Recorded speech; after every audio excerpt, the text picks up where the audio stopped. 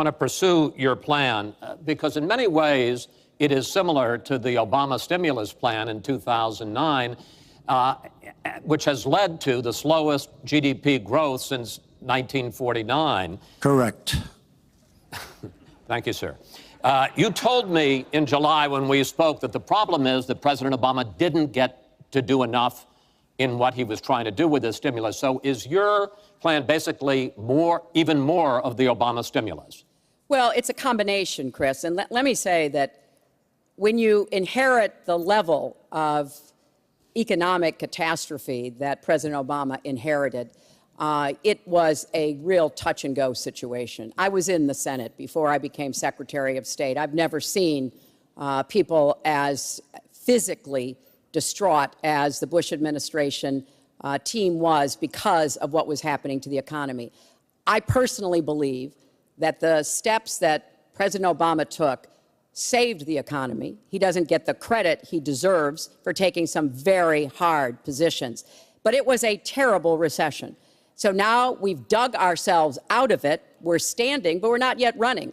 So what I am proposing is that we invest from the middle out and the ground up, not the top down. That is not going to work. That's why what I have put forward doesn't add a penny to the debt, but it is the kind of approach that will enable more people to take those new jobs, higher paying jobs. We're beginning to see some increase in incomes, and we certainly have had a long string of increasing jobs. We've got to do more to get the whole economy moving, and that's what I believe I will be able to do. Mr. Trump, even conservative economists who have looked at your plan say that the numbers don't add up, that your idea, and you've talked about 25 million jobs created, 4% over a 10-year period growth, is unrealistic. And they say, you talk a lot about growing the energy industry, they say with oil prices as low as they are right now, that's unrealistic as well. Your response? So I just left some high representatives of India.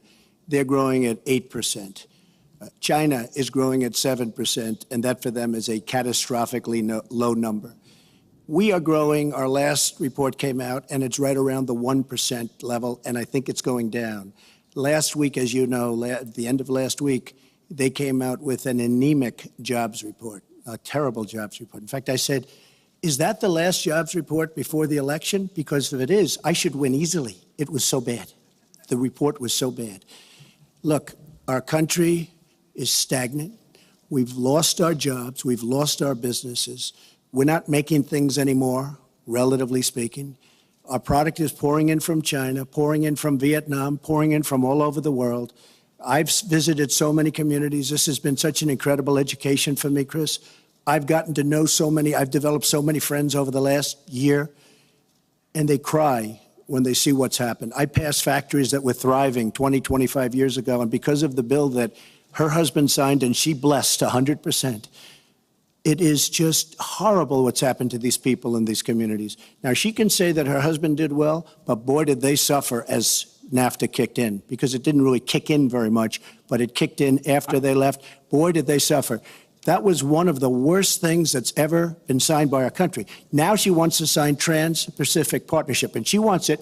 She lied when she said she didn't call it the gold standard in one of the debates. She totally lied. She did call it the gold standard, and they actually fact-checked, and they said I was right. I was so honored. I want to give you a chance to briefly speak to that, and then I want to pivot to 1/6 of the economy, which is Obamacare. But go ahead, briefly. First, let me say, number one, when I saw the final agreement for TPP, I said I was against it. It didn't meet my tests. I've had the same tests. Does it create jobs, raise incomes, and further our national security? I'm against it now. I'll be against it after the election. I'll be against it when I'm president. There's only one of us on this stage who's actually shipped jobs to Mexico, because that's Donald. He's shipped jobs to 12 countries, including Mexico. But he mentioned China. And, you know, one of the biggest problems we have with China is the illegal dumping of steel and aluminum into our markets. I have fought against that as a senator. I've stood up against it as Secretary of State.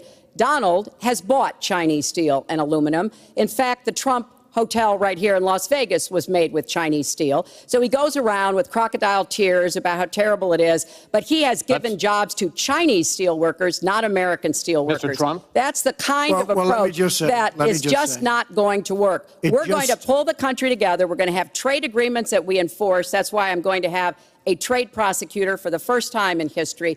And we're going to enforce those agreements. And we're going to look for businesses to help us by buying American products. I ask a simple question. She's been doing this for 30 years.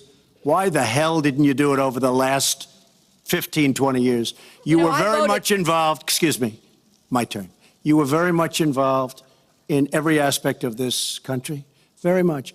And you do have experience. I'd say the one thing you have over me is experience, but it's bad experience because what you've done has turned out badly.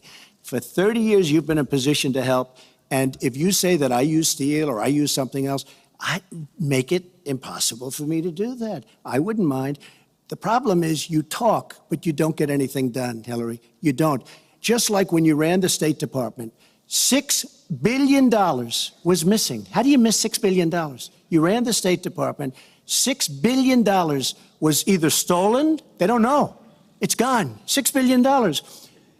If you become president, this country is going to be in some mess, believe me.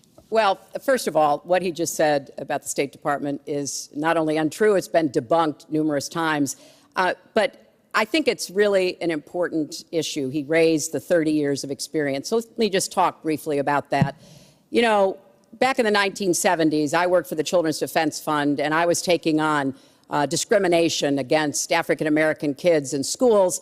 He was getting sued by the Justice Department for racial discrimination in his apartment buildings. In the 1980s, I was working to reform the schools in Arkansas. He was borrowing $14 million from his father to start his businesses. In the 1990s, I went to Beijing, and I said women's rights are human rights. He insulted a former Miss Universe, Alicia Machado, called her an eating machine. And on the day when I was in the Situation Room, monitoring the raid that brought Osama bin Laden to justice, he was hosting the Celebrity Apprentice. So I'm happy to compare my 30 years of experience, what I've done for this country, trying to help in every way I could, especially kids and families, get ahead and stay ahead, with your 30 years, and I'll let the American people make that decision. Well, I think I did a much better job. I built a massive company, a great company, some of the greatest assets anywhere in the world. Worth many, many billions of dollars. I started with a $1 million loan. I agree with that. It's a $1 million loan, but I built a phenomenal company. And if we could run our country the way I've run my company, we would have a country that you would be so proud of. You would even be proud of it. And frankly, when you look at her real record, take a look at Syria, take a look at the migration, take a look at Libya, take a look at Iraq. She gave us ISIS because her and Obama created this huge vacuum. And a small group came out of that huge vacuum because we should have never been in Iraq, but once we were there, we should have never got out the way they wanted to get out. She gave us ISIS as sure as you are sitting there. And what happened is now ISIS is in 32 countries. And now I listen how she's going to get rid of ISIS. She's going to get rid of nobody.